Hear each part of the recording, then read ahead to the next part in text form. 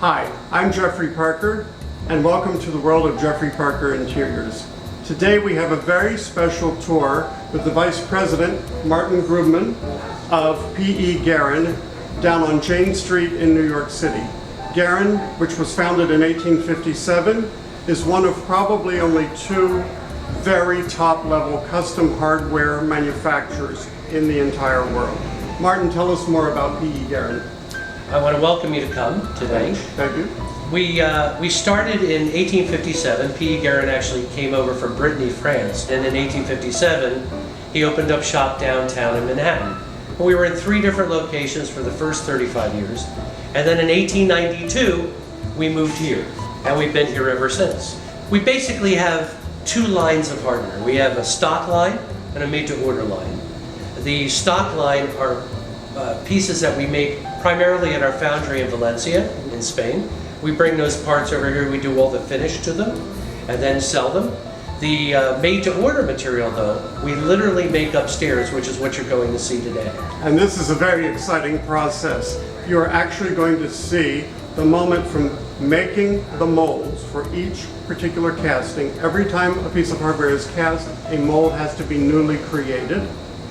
The casting, the opening of the casting, the process that this goes through until it's finished product. It is quite extraordinary. It is really like the fine art of making jewelry. This is going to be very exciting.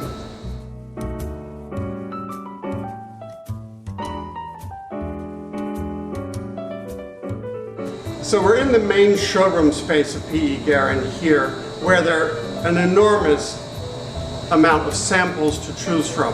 Typically, a customer would come with their architect or their interior designer to make these selections, where then a hardware schedule is produced, a door count, which could be 30 or 40 doors in an apartment or a house.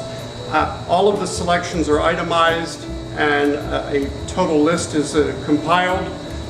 Once you've selected the items you want and then placed the order, you will see how P.E. Guerin takes over and fulfills the order.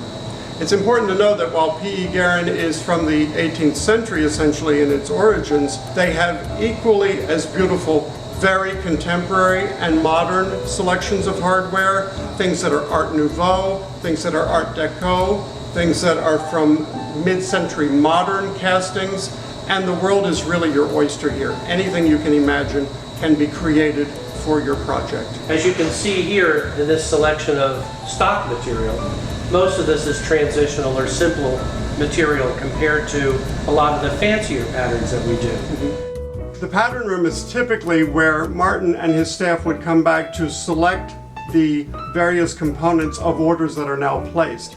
However, many of us architects and interior designers also come back to the pattern room because there are so many examples of possibilities that are not necessarily on view in the showroom. Well, I kind of analogize this to the wand shop in Harry Potter. We come back here, say for example, somebody selected the number 2024 cabinet knob from the samples outside. We would pull the drawer out, rummage through until we find that specific pattern, and then we would take this upstairs and we would get it cast. When you look in this room, it's really a trip through history. You'll see boxes that are marked Edison Phonograph Works, boxes that are marked Steinway Piano, Baldwin Piano, A&E. We used to do all the decorative mounts for them. There's a Packard motor car. We're in the process of restoring Henry Ford's house, which we did the hardware in almost exactly 100 years ago in 1950. And you still have some of those original molds. We have all the original patterns. I mean, it makes me want to go up the ladder and see what's in a box, just to see what you can discover. For instance, a piece of casting that would be on a piece of furniture. Exactly, a gallery. That would be on the top rail of a piece of furniture. And it's in Empire style. Absolutely exquisitely done. Beautiful beading, very small special detail. And this room is filled with boxes that you cannot even imagine.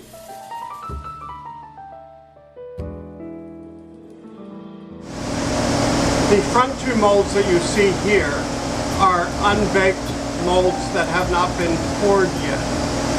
So what happens is they make the mold, then they put it in the oven over here. They closed the doors last night, and it bakes like a turkey, 550 for about 6 hours. And it turns off in the middle of the night so it cools down. They can handle them this morning. They put them all out here. They clamp them up. They put a crucible in the furnace. It gets up to about 2,000 degrees, and then they lift the crucible out. They check the temperature.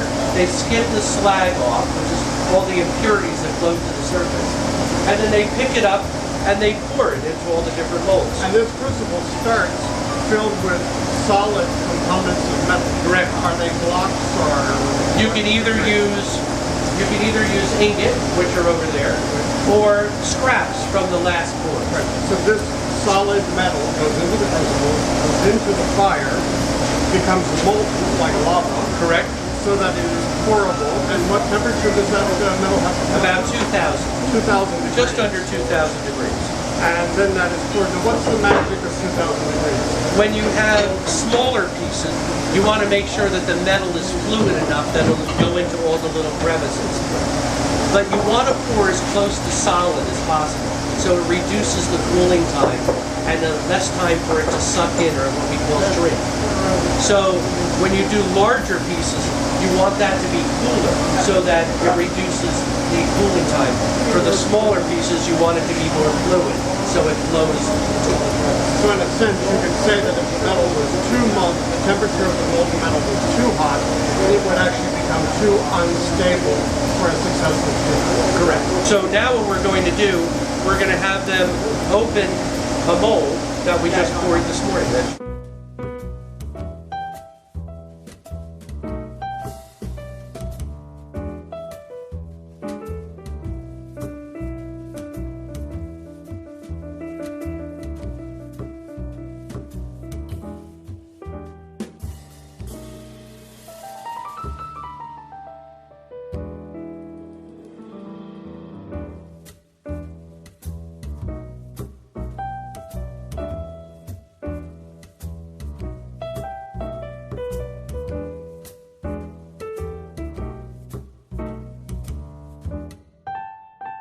So this area is the forge. This is where items can be heated, not melted, but heated, so that they can become flexible, so that they're pliable, and can be bent and formed into other shapes. Martin, tell us more about that. So, for example, this is the fitting area. So everything that needs to be done to a piece to make it work for its intended use is done typically on this floor. So, for example, we have a door pull. So what we had to do, in order to accept screws, we had to braze little necks on it. So you can see where we soldered and brazed the necks on the bottom, so that when you put it on a door, you could screw in from the other side. Right. So we could also heat things to anneal it, like you talked about, so that we can, twist it or bend it to get it to the form that we want. And all that is done on the forge. When we go over here, you'll see Jacqueline, for example, is working on doing finishing, which is, she's already done all the brazing and machining, and now she's doing the final finishing, which is very, very fine sanding and chasing, which is almost like engraving. It's a technique also used for jewelry. Jacqueline is one of the finishers here at P.E. Guerin, and she is doing all of the fine buffing, sanding, chiseling, chasing to get all of the details of the particular castings crisp and bring them up to the point where they're ready to go for plating. So you see it's very rough. I'm taking a straight tool and I'm just gonna...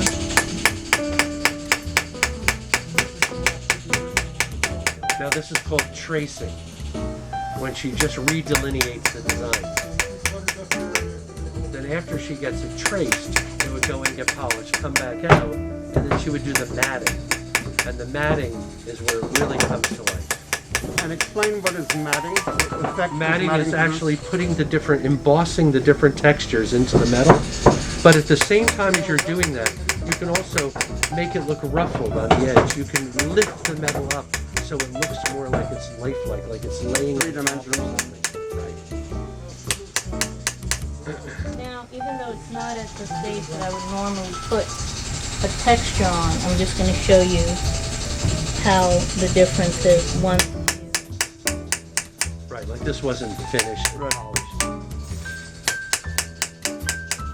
So once I put the texture on the two sides of that center stem, that would be polished and that would bring up the brightness of. Right, because the stem in the middle of the leaf would come up shiny, and all the texture around it would be curved and softer in tone. So you're not only a metal worker, you're actually an artist.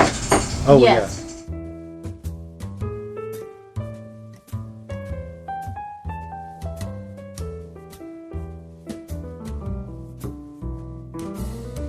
Another technique that's incorporated into the fabrication of some of this special hardware at Guerin involves something called engine turning. This is where a pattern is actually pressed into the metal by a machine. This was a very popular technique during the Art Deco period, engine turn silver boxes, etc., etc. This is one small piece, and we're about to see the machine actually create this engine turn pattern. So after all of the processes to create the custom hardware are complete, the final step is the finished plating of each of the pieces. In here we have various baths for gold plating, silver plating, pewter plating, and in some cases there are combinations of finishes that are created also. Absolutely. After all the work is done, it comes up here for the final finishing. And we can do gold plating, for example, in here. Sometimes people want more than one finish on a piece. So for example, we might gold plate, then mask it where you want to keep it gold, and then nickel plate, and then take the masking off, and you end up with what looks like steel and gold on one piece. Right, a combination. But the plating is done where you have low voltage current runs through this bar all the time. So if you hang something from a good conductor like copper wire or brass rod, the electricity running through the piece draws the metal onto the piece you're plating. Magnetically, basically. Almost, yes. It's electronically attached. And it happens between the anodes, which in this case are these screens. The same process goes for copper, nickel, silver, and brass. And then when it comes out, it tends to be very bright, very garish. So we would take that piece and we would go into the next room where we put patinas on it. Right. So it looks more deep and rich in tone. Right. Burnish, polish. Correct. Yeah. Excellent. And once that process is done, you have finished hardware. Ready to deliver. Correct.